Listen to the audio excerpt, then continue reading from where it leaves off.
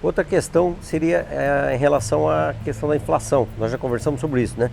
Ela continua crescente, não é só no Brasil. Hoje a gente está tendo a surpresa, nem vou dizer que é grata a surpresa, porque o juro para nós está alto, Sim. mas é uma surpresa interessante que você vê que o juro aqui está compatível até com os juros europeus em alguns momentos, coisa que nunca foi assim, né? Era 3-1, 4-1 essa relação.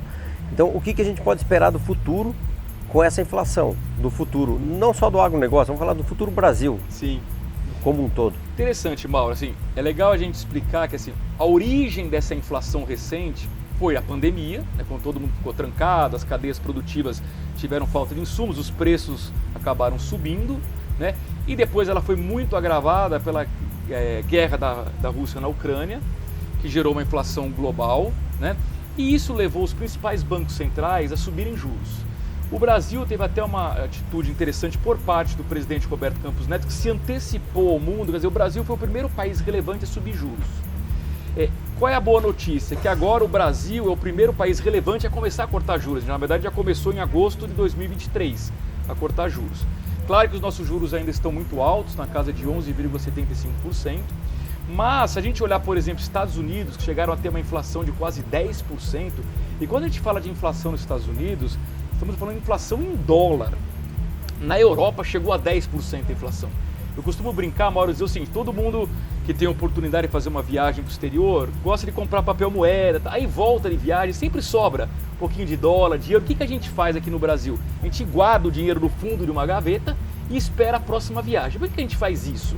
Porque no nosso inconsciente, dólar e euro são moedas fortes que não perdem valor. Elas não perdem valor.